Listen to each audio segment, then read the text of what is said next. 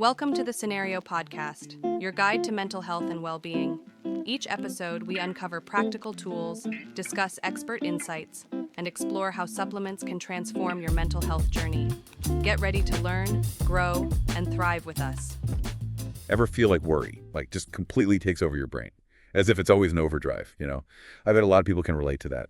We're diving into Generalized Anxiety Disorder, or GAD, today, to really try and understand what's happening when anxiety takes the wheel.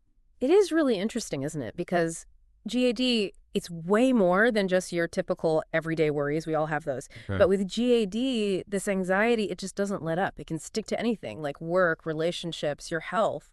And it's there for months, making just normal daily life feel like a constant struggle. Yeah, for sure. And to guide us through all of this, we've got the DSM-5, which is basically like the official handbook that mental health professionals use. It helps them diagnose all sorts of conditions, including GAD. You can think of the DSM-5 like a super detailed map. It helps you navigate the world of mental health. Okay, cool. So let's get started. The DSM lays out 6 specific criteria that are needed to diagnose GAD. And the first one is all about excessive worry.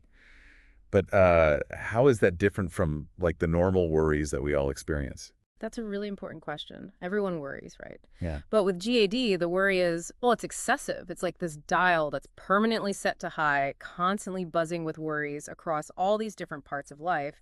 And it lasts for at least 6 months. And it's not just the intensity, it's also that feeling of not being able to control it. Right. It's almost like your brain has been taken over by worry and you just can't stop it. That's a good way to put it. And that actually leads into the second criterion, which is this difficulty in controlling the worry. It really is like a merry-go-round you can't get off of. So the DSM-5 also talks about physical and mental symptoms. Some of the common ones are things like restlessness and difficulty focusing, but fatigue, that one really surprised me. Oh, yeah. It does seem counterintuitive, doesn't it? You think anxiety would make you, super energetic and wired. But when you're constantly spending so much mental energy on worrying, it's bound to lead to feeling drained. Wow, I hadn't thought of it that way. So it's like your brain is running a marathon in the background, even when you're trying to just chill out. It's no wonder people with GAD always feel so tired. Exactly. And there's also muscle tension, irritability, trouble sleeping. Anxiety can really affect your whole body. Okay, so we've got this out-of-control worry, then the physical and mental symptoms. What else is the DSM looking at? So the next thing is about impact. It's not enough to just worry and have symptoms. These things have to actually be affecting your day-to-day life. Maybe it's causing problems at work, or you're pulling away from social events, or you're always looking for reassurance from other people. So it's about how anxiety spills over from your thoughts and feelings into your actions and even your relationships. Exactly. The DSM also makes it clear that GAD has to be separate from other conditions. So things like panic disorder or even physical health problems, because those can sometimes look like anxiety. Right, so it's not just ticking boxes on a list. You have to be sure that GAD is actually the best explanation for what's going on. Exactly. That's why it's really important to get a proper assessment from a mental health professional. They can really understand the full picture and give you the right diagnosis. Okay, so those are the 6 DSM criteria. Now let's zoom out a bit and look at GAD beyond just the diagnosis itself. We often hear about cognitive, emotional, physical, and behavioral symptoms. Can you tell us what those might look like for someone dealing with GAD? Yeah, definitely. So first we have the cognitive symptoms, which basically means the thought patterns that drive anxiety. Imagine your mind just constantly jumping to the worst case scenario or replaying all those embarrassing moments over and over again, or having trouble concentrating because anxious thoughts keep intruding. It's like there's a news channel stuck on repeat in your head, but it only plays bad news. That's a great analogy. And all those thought patterns, they can really wear you down. And that leads us to the emotional symptoms of GAD. That's the constant feeling of being on edge, easily irritated, and feeling overwhelmed by even the smallest things. Like you're carrying this invisible weight of worry around with you everywhere you go. Exactly. And then, of course, we have the physical symptoms, which we talked about a little earlier. The muscle tension that makes you feel like you're always bracing yourself for something bad to happen. The exhaustion, the problems, sleeping. It's wild how our minds and bodies are so interconnected. Stress really can manifest physically. Absolutely. And lastly, there are behavioral symptoms. These are the ways people try to cope with their anxiety, and they often do these things without even realizing it. Like avoiding social situations because they're afraid of being judged, or constantly needing reassurance from loved ones, or over-preparing for even simple tasks because they're terrified of failing. Almost like anxiety is this puppet master controlling how they interact with the world around them. Yeah, that's a good way to think about it. And all of these symptom categories, the cognitive, emotional, physical, and behavioral, they all kind of weave together to form this really complex picture of what life is like with GAD. So it's not just one thing. It's this whole web of experiences that can really impact someone's life. Exactly. And understanding all of these different sides of GD, I think it helps us move beyond those oversimplified explanations like, just stop worrying so much, and really appreciate just how complicated this condition is. So we've talked about what GD is, but now, like, what causes it? Why does all this anxiety happen in the first place? That's the big question, isn't it? And honestly, there's no easy answer. GD comes from this really complicated mix of things: biological factors, psychological factors, and even things in our environment. Okay, let's break that down. Starting with the biological stuff. What's happening in our bodies and brains that could be making us more prone to GD? Well, genes definitely play a role. Like if your parents or close relatives have GD, you're more likely to develop it too. It's kind of like you inherit a tendency to worry more easily than other people. So it's not just about willpower or personality. Mhm. Our genes are actually part of the equation. Exactly. It's not about blaming genes. It's just about recognizing that some people might be starting off with a bit of a disadvantage when it comes to anxiety. And then there's brain chemistry. We have these chemicals in our brains called neurotransmitters, and they help control our mood and emotions. But when those neurotransmitters, things like serotonin, dopamine, and GABA, get out of balance, it can really fuel anxiety. So it's not just all in your head in that dismissive way. Yeah. There are actual physical things happening that contribute to GAD. Absolutely. Anxiety is a very real physical experience. Okay, so now let's talk about the psychological factors. Have you ever heard of cognitive biases? Yeah, I think so. It sounds familiar, but can you remind me how those relate to GAD? Sure. Cognitive biases are kind of like mental shortcuts that our brains use to process information, but sometimes those shortcuts can lead us in the wrong direction. People with GAD, they tend to have biases that make them way more aware of potential threats, like they're always looking for danger, and they also tend to focus on negative outcomes. It's like they're wearing those anxiety glasses we talked about earlier, and everything looks distorted. Exactly. And those thought patterns, they can become so ingrained that it's really tough to break free from that cycle of worry. Okay, so we've got the biological and psychological stuff, and then there are the environmental factors. What role do our surroundings and experiences play in all of this? Well, think about all the chronic stress we're exposed to these days. Difficult jobs, money problems, relationship issues, even just being bombarded with stuff on social media all the time. These external stressors can really wear us down and make us more vulnerable to anxiety. And then there are also traumatic experiences like abuse, accidents, or natural disasters. Those can have a really lasting impact on our nervous system. So it's not just about what's going on inside of us. Our external environment and the things we go through can also shape our anxiety levels. Exactly. It's all these factors working together, the biological, psychological, and environmental, that kind of create the perfect storm for anxiety to develop. That makes a lot of sense. You also mentioned earlier that GAD can look different in different age groups. So how does this condition show up in kids, adults, and older adults? That's a great point. GAD can affect anyone, but the way it looks can depend a lot on your age and what stage of life you're in.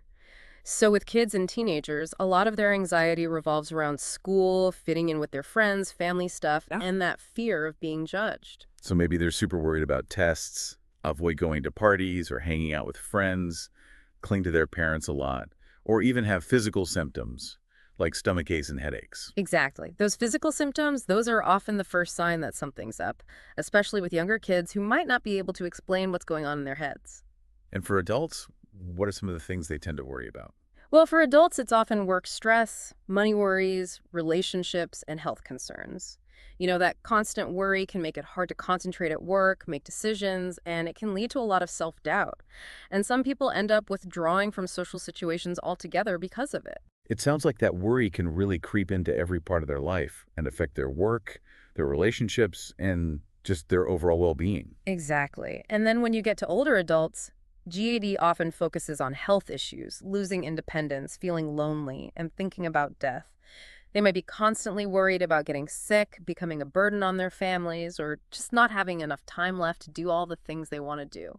And in older adults, could GAD sometimes be mistaken for other problems like depression or even dementia? Yeah, you're right. It can be tough to tell those things apart.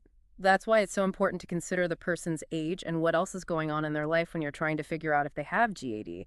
The symptoms might present differently depending on those factors. Okay, so we've covered how GAD can look different at different stages of life. But the question everyone wants to know is, what can we do about it?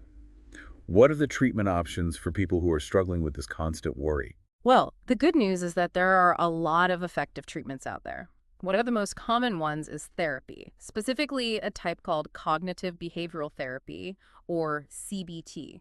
I've heard of CBT, but how does it actually work for anxiety? CBT is all about helping people identify and change those unhelpful thought patterns and behaviors that keep the anxiety going. It's like we were talking about earlier with those cognitive biases. CBT helps people become aware of them, challenge them, and then replace them with more balanced and realistic ways of thinking. So it's not about eliminating worry altogether, because that's probably impossible, right? More about learning to manage it and change how you react to it. Exactly. CBT gives you the tools to become aware of those thoughts, question whether they're actually true, and then choose different ways to respond. It's about taking back control from the anxiety. That's really empowering. And what about medication? Does that have a role in treating GAD? Definitely. Medications can be really helpful, especially when they're used together with therapy. One type that's often used is called SSRIs, which stands for selective serotonin reuptake inhibitors. They basically help regulate serotonin in the brain, which can reduce a lot of the anxiety symptoms. So it's like restoring that balance in the brain chemicals we were talking about earlier. Exactly. And in some cases, a doctor might prescribe benzodiazepines for short-term use, which are more like a quick-acting way to calm anxiety down. But it's important to remember that any medication should always be taken under the supervision of a healthcare professional. Right. It's about finding the treatment plan that works best for each individual person. Are there also lifestyle changes that people can make that could help? Absolutely. Our minds and bodies are so connected, so taking care of yourself physically can make a huge difference in how you feel mentally.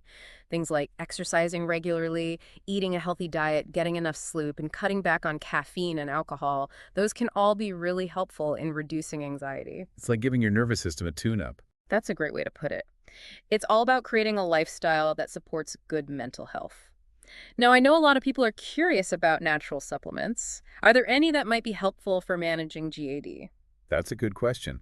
I've heard about things like L-theanine, ashwagandha, and magnesium. What can you tell us about those? Well, it's really important to talk to your doctor before trying any new supplements, but some people do find relief from natural options like L-theanine, which is found in green tea, or ashwagandha, which is an adaptogen that's known for its ability to help the body deal with stress. So these could work alongside traditional treatments like therapy and medication to offer extra support. Exactly. They're not a replacement for those treatments, but they can be valuable additions to a more holistic approach.